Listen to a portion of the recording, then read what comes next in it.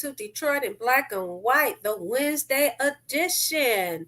We have dun, dun, dun, dun, Allan Lengel, who's recovering from an injury. Surgery, week 2, the end of week 2, starting week 3. Our co-host Allan Lengel, and we also have our co-host Jim Nardone, who is, I think he's battling something too. We working with the sick crew It's a tonight. sickly crew today. Right. Hey Jim. Hi. And Adolph will not be with us tonight, so we just gonna chug along. Of course, you have your favorite Vanessa Moss, who took her dirty glasses off and now is very, very, very fuzzy. But at any rate, good evening, gentlemen. Good evening. Good evening. Okay. So we're gonna start with you, Allan. What you want to talk about? I just want to say, it's interesting. The shooting in New York has sort of set off some interesting things where some people are seeing the shooter as a hero and all that. And I say I get the frustration with insurance and healthcare and all that stuff. But look, here's a guy, Ivy League educated, went to a prep school, like a $36,000 a year prep school. I mean, I get it. You want to change the system. I mean, you're educated. Do something about it. Create. Go get a job on Capitol Hill. Work with a politician. Start a foundation. Do something. But assassinating somebody who you don't like the policies. I get it. Insurance companies turn down a lot of people for different stuff that they shouldn't, and that needs to change. But I'm not sure you do it by assassinating the. So I'm going to ask you a question. Do we know that that's true? That was the reason why he did that? Yeah. Well, yes. He has like a 3-page whatever manifesto where he's talking about a lot of the corporations and this and that. And so I mean it's clear that he had some issues with. I mean, he assassinated the CEO of the biggest healthcare company in the. Well, what's interesting is what you said. All the people that were celebrating the assassination, that was just mind blowing. All these people on social media celebrating something so sad, it's cruel, it's heinous. I just can't believe that there's so many people they're happy about something like that. What have we come to? What have we come to as people? The investigation's very early. I think I think he had $10,000 cash on him. Who financed this operation? You heard 10,000. I heard 80,000. So that's I thought it was 8,000. 8,000 U.S. funds and 2,000 some kind of foreign. Oh, okay. You see how I've given him 80,000? It's not that much. Look, the guy's a super bright guy. I mean, you can make that in crypto or stocks or whatever, or you're just saving the money. I mean, he's 26 years old. He could be just financially frugal or whatever, or maybe he took it from he might have a trust fund. He came from a wealthy family.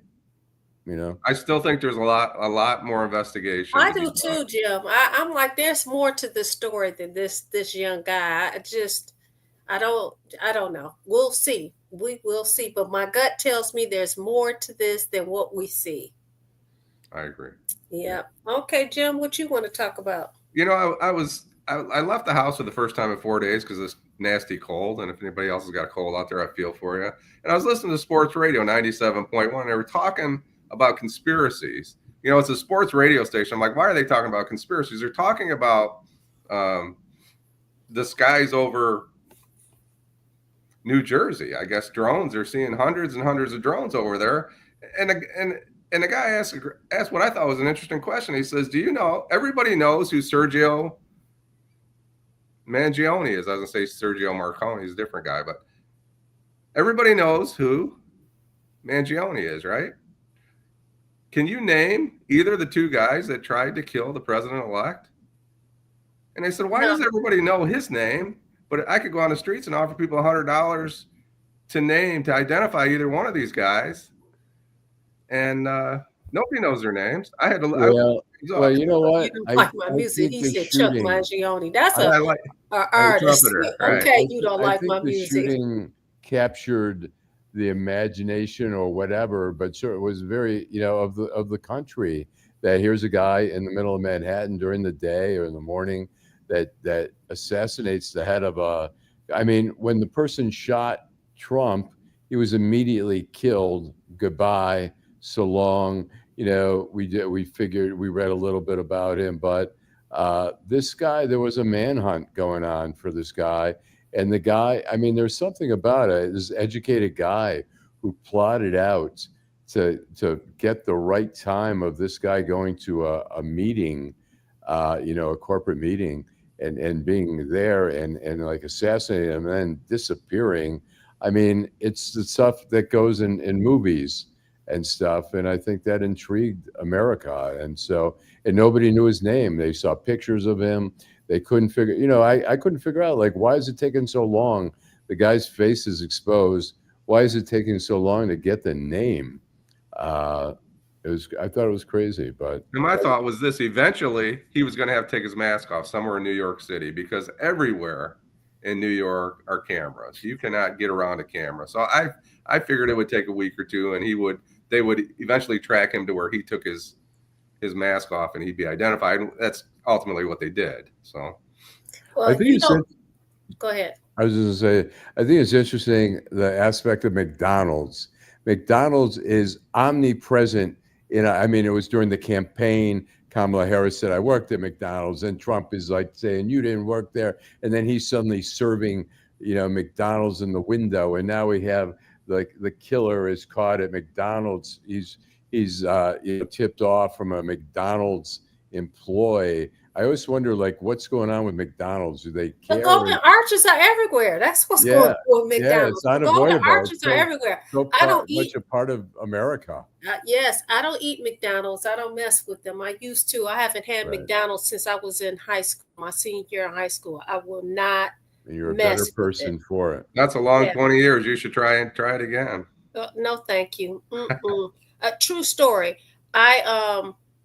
It was a McDonald's on the corner of Finkel and Wyoming. I used to stand there at the bus stop, take the bus from school, take the Wyoming bus to Finkel, and then I would take the Finkel bus down to Myers, because I was working as a secretary at an extermination place. So I walked into the McDonald's. I got a sandwich, a Big Mac, and I bit into it. It didn't taste so good. So I took it and I threw it in the garbage, and it was a guy that I would say was unhoused. Okay. He dug in the garbage and got my sandwich, and he started eating it. And I swore off McDonald's for that day forward. So I won't eat it. Now, I will say this. I probably will be viewed as a terrible parent because I didn't eat it. But when my children were small and they wanted something to eat and we're in the car, man, those golden arches, I will pull up to McDonald's and get those, what was that, Happy Meals, the chicken McNuggets or whatever. But yeah, I don't mess with it. I think when I got out of college, and college, whatever, the Big Mac, they used to make them fresh and hot, but now they put the patties in heat drawers and stuff. And I remember the last time Is it even real meat? I think so, but every time. See, you said you think so. I think so. The last time I had one was probably, I'd have to say, 2010. I was in DC. I'm at a bus stop. It was Friday night. I've been drinking with friends, and I'm waiting for the bus, and the bus isn't coming. I said, I'm going to get a Big Mac. And I had, I might have not even eaten the whole thing because it was just sort of tepid. It wasn't even hot. It was just warm. And it was mushy. And I just said, yeah. Yeah, no, I'm sorry. Take McDonald's off our advertising list. Yes, no. Listen, McDonald's, I won't eat your Big Mac, but I will eat your fish sandwich. I'll eat your French fries. I'll tell you that. I'll even get the meals for my grandchildren. I taught at the University of Maryland after I left the Post, and I would go, and I kept seeing all around DC, they had these billboards on bus stops about the fish sandwich. So I said, I'm getting a fish sandwich after class. And I went, and it was barely hot. I took 2 bites out of it and threw it out. I said, this is bullshit. So. No, So but we what's- want McDonald's as our sponsor. I was just saying, I don't eat it as an adult, but I'm sure they probably have expanded. I don't know, but they have the what do you call that? What's the burger? The Beyond Meat burger. Maybe they have the veggie Do burger. they? I don't think they do. They have that? I know Burger King does. I only know Yeah, not Burger because King I does. bought it, not because I bought it, but because I friends who said that they've had the Beyond Meat burger. What you don't like my music? Said the filet of fish is the only way I can get my wife to agree to McDonald's. Wow. That's hilarious. I mean, look, if it's hot, Look, if it's hot, you it's don't like good. my music. I didn't even know you had a wife, but okay, whatever you say, man. Yeah, I mean, you know, I have had the Beyond Burger at Burger King, and if it's hot, it's actually very good, I have to say. Oh wow. And actually, White Castle has a Beyond. They have an Impossible Burger, which is not bad. White Castle. White Castle. I have a story about White Castle. White Castle has fried clam strips too. You know. Hey, I was a shift worker, right? I worked midnights, and at 3:00 in the morning, when you're hungry, you'll eat anything, right? It used to be Denny's, and they tore down our Denny's, and Burger King was the only option. If Burger King was the only option, and Steak and Shake was we got by because sometimes you had to eat. So. Oh wow. And you know what? It has no nutritional value, but we buy it because, like you said, that we have to eat. But no, Well, it I has don't some mess around protein. with. I have a story about White Castle. I don't mess with them either. I was pregnant, and my oldest son, he wanted White Castle, and I pulled up at White Castle, ordered the little burgers, and when I tell you, the smell of those things made me so nauseous. And from that day, that was 29 years ago, I cannot stand the smell of White Castle. White Castle. I can't stand the smell of those burgers. They smell awful. Now, I remember they used to be cheap, but I don't think they're so cheap anymore. But I think they're still reasonably cheap. We did one of the reasons I knew we worked our way through the menu for Deadline Detroit. We had a restaurant show, and we had the 2 hosts along with the chef from the Wright & Company, who trained under Wolfgang Puck, and he came along, and we worked our way through the whole menu of everything from fish nibblers to fried clams. They had surf and turf, which was a hamburger and a fish sandwich together, and it was a fun show. It sounds delicious. The bill came to $90. We had everything through the menu. Oh. I want to know how You Don't Like My Music ended up as a young man in Northern Ireland and made his way over to I know that's Ontario. right. He said, That's kind of Harlan said, shout out to Guest Middle School, shout out to Mott's and Top Hats. I know about Mott's, but Top Hats never. I think wasn't it like a knockoff from White Castle? I don't know. We had one in Taylor. We had a Top Hat in Taylor at the corner. Was it a knockoff? I wouldn't call it a knockoff. I think it was a little different, but similar.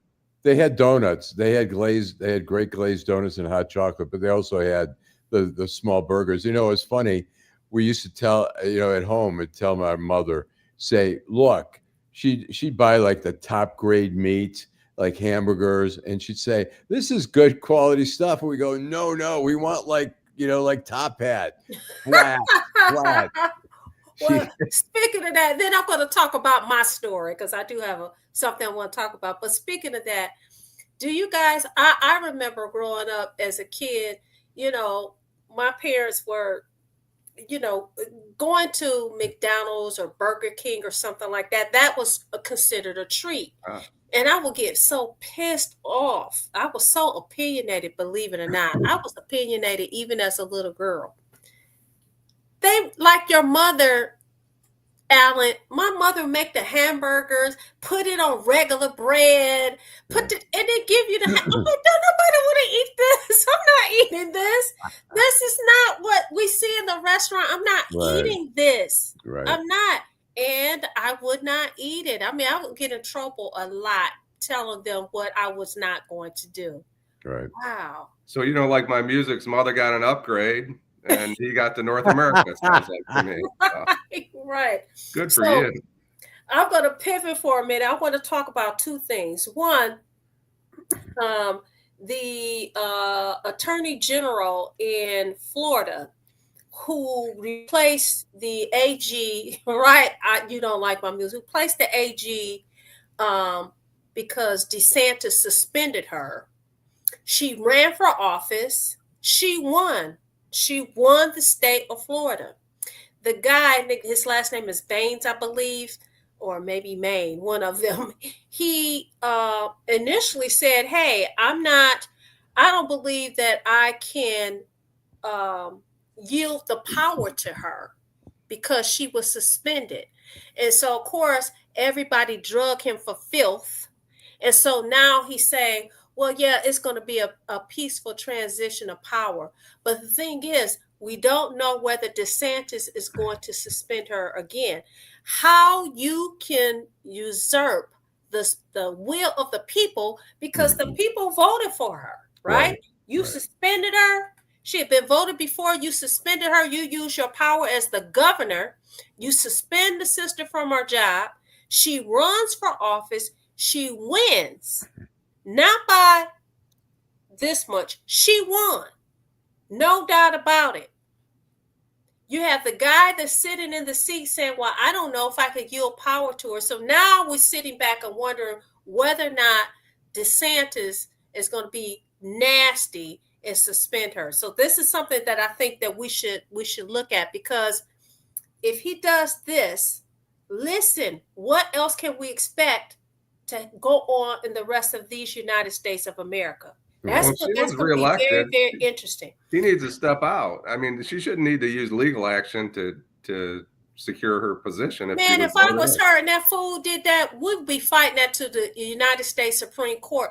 Even though, I don't know what the United States Supreme Court justices would do, but that's wrong as wrong can be. And you can't say DeSantis on one hand that the president-elect won, right? He won overwhelmingly. He deserves his position. And then you have this woman who ran, right? And it's a democracy. She ran a race and she won. You cannot say that she should not have her position. These people in position of power are something else. And we really need to think as people who we are yielding this power to. I agree. The other thing that I want to talk about is Braggs. Braggs is being dragged for filth. Another one, because Penny was found not guilty. You guys been following that story, right? A little bit. The subway.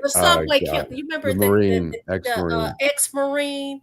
He was a cop, and he did the chokehold of the guy on the subway, right. And he had all this hoopla. So one of the charges was thrown out last week, and then they found him, the guy, not guilty. So now you have a group of people who happen to be members of the Republican Party saying, listen, this guy has decided to use politics to charge people, and we don't think that he should sit in this seat. So those are two, because both of them are the top prosecutors in the state, right? So we're going to see what happens there, because with Braggs, they're asking that the governor remove him from his seat. So this is really interesting. She's a Democratic governor. Basically, I'm sure he's a Democrat. Oh, so you mean tell me because she's a Democratic governor, she won't be a wimp and yield to people? And look what's happening across the United States. He was elected. To remove him for what? I'm just trying to keep it spicy, y'all. No, but I'm saying to remove him for what? I mean, she charged the guy with whatever it was. I don't know if it was murder or manslaughter or whatever. But, it was a legitimate charge. I think the jury, they had people testify during the trial that they were scared on the subway, and this guy was essentially their hero. And, and then on the other side, people say, oh, it's just a white person killing a black person, so that's okay.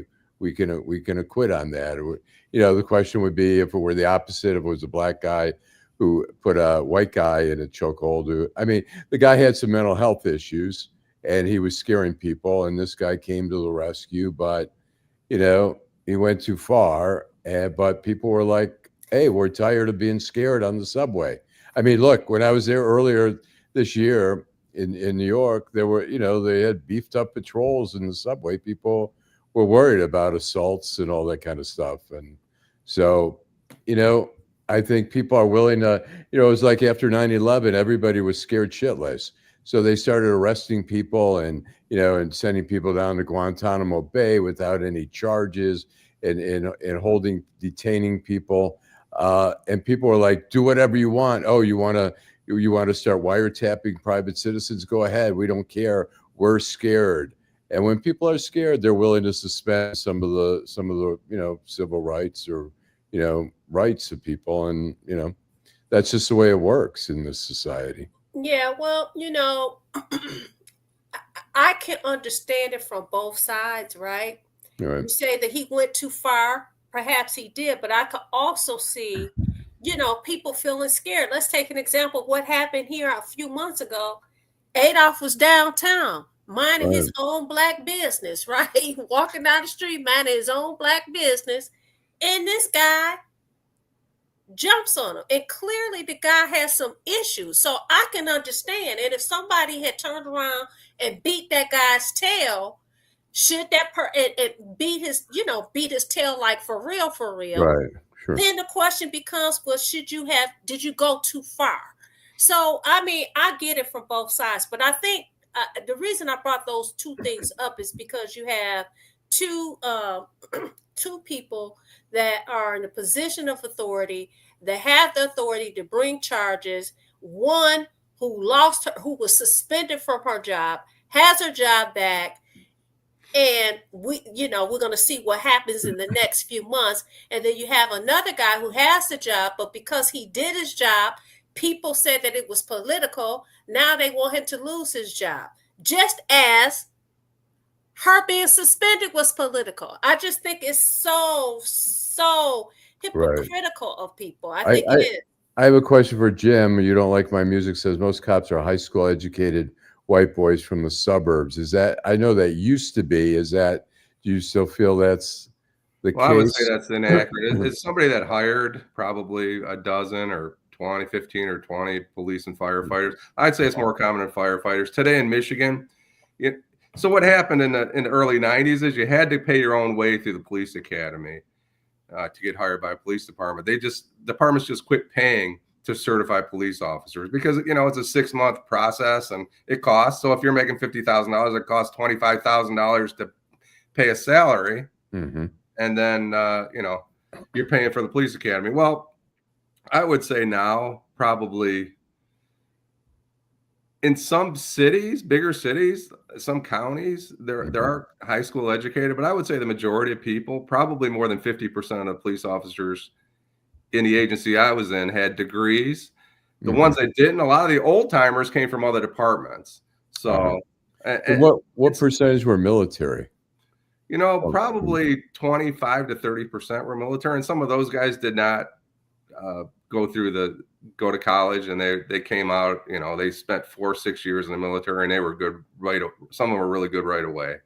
But and did you see any difference in policing with the college educated and the high school educated and the military? Were there distinctions that you saw?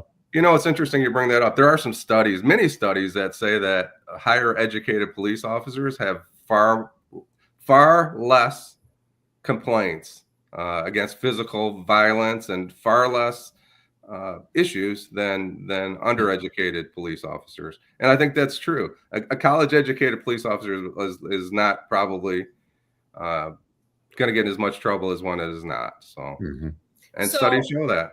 Yeah, Marlon Holt asked if I was talking about Adolph's situation. Marlon, yes, that's what I was talking about. Then you don't like my music says that, and I'm paraphrasing, that people from the inner city, they don't want to be police officers, and I don't know. I could say one way or the other. There's all kinds of positions, all kinds of jobs, and that draw all kinds of different people, and policing sure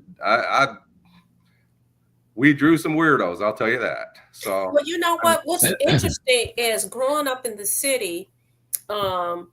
It was is a dichotomy there because I remember, and I really don't have a problem telling people that I'm seasoned. I'm not old. I'm seasoned. Let's get it right.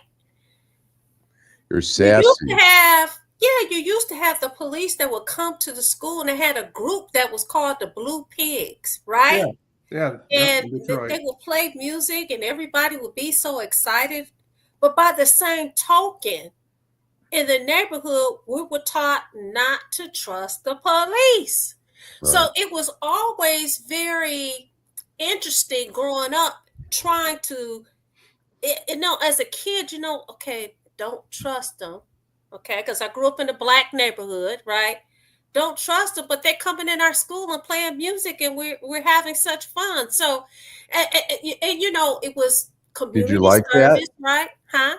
Did you like that they were coming in? I mean, did you embrace them, or did you think it was bullshit? I was such a nerd, believe it or not. Yeah, I liked it. I enjoyed it. I did.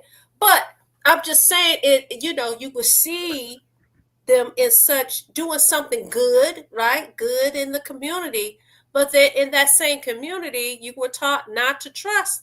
Hey, Marlon, you remember them too. You were taught not to trust them. So it was just very interesting. Marlon brings up on the show. Sorry. Marlon brings up an important point about cops taking things personally. Well, I can tell you this. When I came out of the police academy, things are a lot different than they were 35 years ago.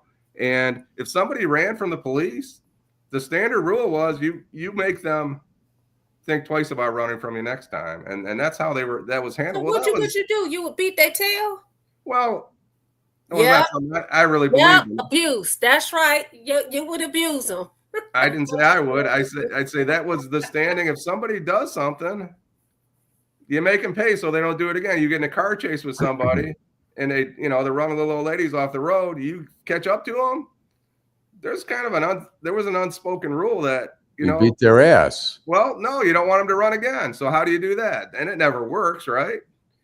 So when did that mindset change? I think it changed a long time ago, but old school, right, it was different. It was, I was not when I was a patrol officer when we started with the body cameras. Mm-hmm. They didn't really bother me. My biggest problem was if you need a body camera, you don't trust your police, and maybe you don't. So, but why don't we put body cameras in schools? Why don't the teachers have body cameras? That's a good one. Listen, that was a question last week. Why not have teachers with body cameras in the school? So here's the thing. If you have the body cameras in the school, I thought about this and I said, well, you know what? That might not be a bad idea because there's always something good, positive, and there's always something negative. If you have a situation where kids got something going on at home, a lot of times school is a safe place for them to say whatever is going on. You know what I'm saying? Sure. Would that take that away from them feeling as if they can, say or divulge whatever information they want to divulge? So I don't know, but that was I saw that last week. So I read it somewhere last week. That's a good one. Why would if you're wearing them in the school, then where else? Yeah. Well, body cameras, in-car cameras, body cameras, all those things have helped policing. When something comes across like that to you, well, now you got to do this. You're like, why? What did I do wrong? You didn't do anything wrong, but it's because the 20 or 10 or 30% of the people that did do something wrong that forced policing to go that way. And they're beneficial. I'd say they're beneficial. They're not always accurate, right? You might see something that a body camera shows you that's not exactly what happened. Well, my line of business, we definitely look at the body cam footage. Sure. So for us, it's very and people in general is, I think it's a good thing, because it doesn't mean that the officer is doing something wrong. It could prove that, look, I did what I was supposed to do. I was where I was supposed to be. I did what I was supposed to do. That's it. But it may I, show that, it may show the opposite. So I I, think it really is a useful tool. I have a question for you, Vanessa. If you have some body cam footage or something that you want to play in courts, uh, who prepares to do that, and who pays for that? If you have to have some video production that Who you want pays for it? So to, when I get discovery, yeah, the body cam footage comes with discovery. If I'm right. holding a preliminary examination, I say, when it's my turn, I want to introduce the body cam footage, and they put it up there, and the prosecutor will They'll have play it. it for you. Yeah, they'll Detroit's play it got for their me. own. They have they have a Yeah, whole group of people that do yeah. that. Okay. Now, here lately, I will say, because I had that's funny. I didn't know we were going to talk about that this morning. I had a conversation with one of my colleagues.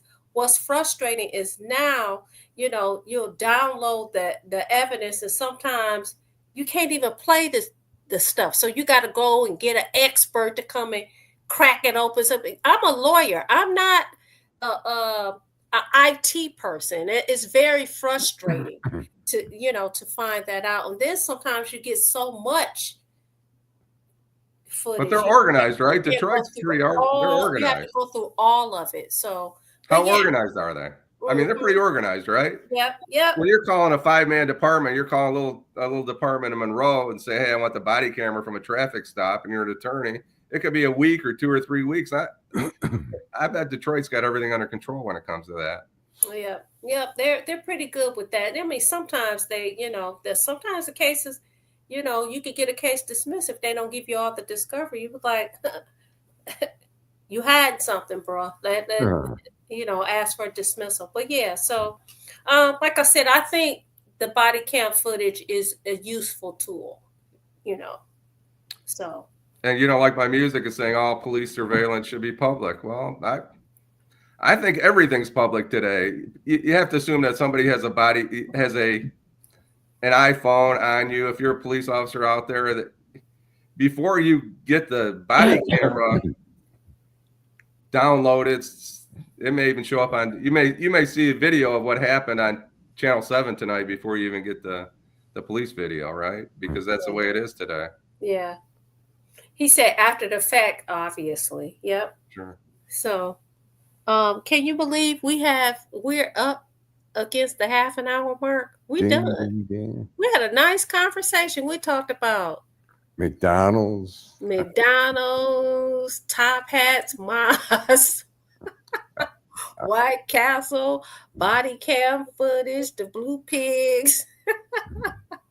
But again, we had a very nice conversation. It wasn't as spirited as it usually is. It was a nice conversation. We had some participation this evening.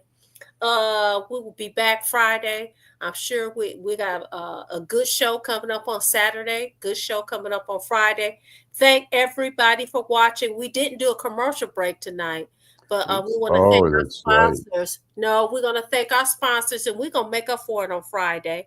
Mm-hmm. Thank you so much for watching Detroit in Black and White. We'll be back on Friday evening at 8:30. Peace.